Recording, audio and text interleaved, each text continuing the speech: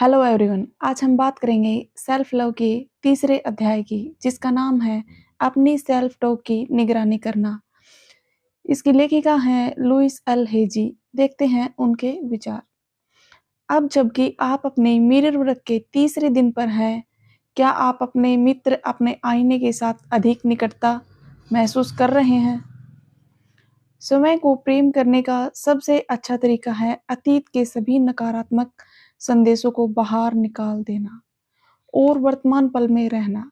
इसलिए आज मैं आपके साथ आपकी सुबह से बातचीत को बदलने पर काम करूँगी। उन बातों को जो आप समय से अपने मन में कहते हैं, अक्सर हम अपने माता-पिता, अपने शिक्षकों और अन्य अधिकारपूर्ण लोगों के आरंभिक संदेशों को स्वीकार कर लेते हैं। शायद आपको भी बच्चों की तरह रोना बंद करो, तुम कभी अपना कमरा साफ नहीं करते, तुम अपना बिस्तर क्यों नहीं ठीक करोगे, जैसी बातें कही गई होंगी और आपने वह सब किया होगा जो लोगों ने आपको करने के लिए कहा होगा, ताकि आपको उनका प्रेम मिल सके। जब आप छोटे थे, तो शायद आपके मन में यह धारणा बन गई होगी कि आप कुछ निश्चित काम करने पर ही लोगों द्वारा स्वीकार किए जाओगे। स्वीकृति और प्रेम सशक्त थे। हालाँकि यह याद रखना उचित होगा कि दूसरों की स्वीकृति सार्थकता के उनके विचारों पर आधारित थी और उनका आपकी अपनी योग्यता से कोई लेना-देना नहीं था। ये आरंभिक संदेश हमारी समय से बातचीत में योगदान देते हैं। हम जिस प्रकार मन ही मन समय से बात करते हैं, वह वास्तव में महत्वपूर्ण है, क्योंकि वही हमारे बोले हुए शब्दों का आधार बन जाता है। वह एक मानसिक वातावरण तैयार करता है, जिसमें हम काम करते हैं और हमारे अनुभवों को हमारी ओर आकर्षित करता है। यदि हम अपने को छोटा समझेंगे, तो हमारे लिए जीवन का अर्थ बहुत कम रह जाएगा।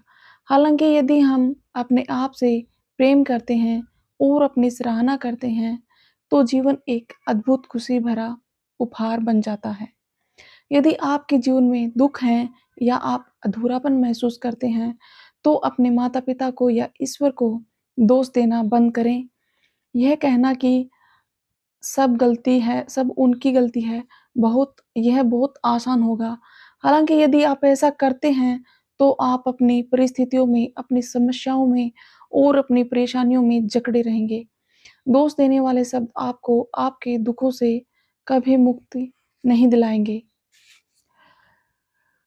आप अपने मिरर वर्क के दौरान सकारात्मक सेल्फ टॉक का अभ्यास कर सकते हैं। यदि आपके बचपन की कोई नकारात्मक बात उभर कर सामने आती है, तो आप उसे एक सकारात्मक बात में बदल सकते हैं। उदाहरण के लिए, तुम कभी कोई काम सही ढंग से नहीं कर सकते, बदलकर मैं एक योग्य व्यक्ति हूँ और मैं हर उस काम को कर सकता हूँ जो मुझे दिया जाता है।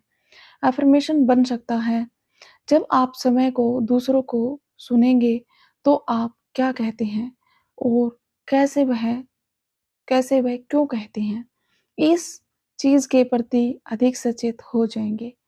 आइए अफ़र्म करें, मैं अतीत के सभी नकारात्मक संदेशों को मुक्त करता हूँ या करती हूँ। मैं वर्तमान पल में जीती हूँ। तीसरे दिन का मिरर वर्क अभ्यास नंबर 1, अपने बाथरूम के आईने के सामने खड़े हो जाएँ या बैठ जाएँ। नंबर 2, अपनी आँखों में देखें। नंबर 3, यह अफ़र्मेशन कहें, जो कुछ भी मैं समय से कहूँगा, प्रेम से कहूँगा। इसे दोहराते रहें, जो कुछ भी इस आईने में मैं समय से कहूँगा, प्रेम से कहूँगा।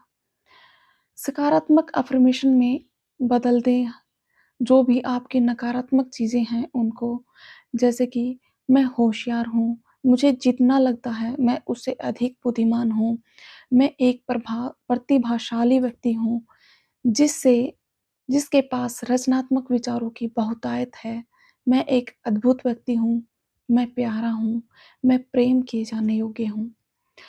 शक्ति आपके अंदर है। आपका तीसरे दिन का दैनिकी अभ्यास नंबर 1, क्या आज आपने कोई नकारात्मक कहानी दोहराई? लिखें कि कितनी बार आपने यह कहानी दोहराई और कितने लोगों को सुनाई। अब कोई सकारात्मक बात लिखें जो कल आप उन लोगों को सुना सकते हैं, ताकि वे अपने बारे में और अपने आस-पास के लोगों के बारे में बेहतर महसूस करें।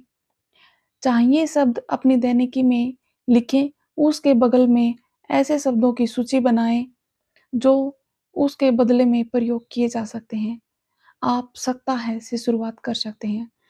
आज सीखे गए नकारात्मक या सकारात्मक अफ़र्मेशन में से कुछ अपने आईने पर नकारात्मक अफ़र्मेशन में से सकारात्मक अफ़र्मेशन बनाकर अपने आईने पर लगाएँ, ताकि जब भी आप उन्हें देखें, उनका अभ्यास कर सकें। तीसरे दिन के लिए आपका हार्ट थॉट है, मेरे पास हमेशा एक विकल्प होता है। जीवन को कैसे जिया जाना चाहिए के बारे में अनेक कठोर नियम हैं। आइए हम चाहिए शब्द को अपनी शब्दावली से हमेशा के लिए निकाल देते हैं। चाहिए एक ऐसा शब्द है जो हमें कैदी बना देता है। हम भी जब भी हम चाहिए का प्रयोग करते हैं, हम समय को या किसी और को गलत ठहरा रहे होते हैं। हम जो कह रहे हैं, उसका वास्तव में अर्थ है बहुत अच्छा नहीं। चाहिए शब्द को सकता है से बदल दें।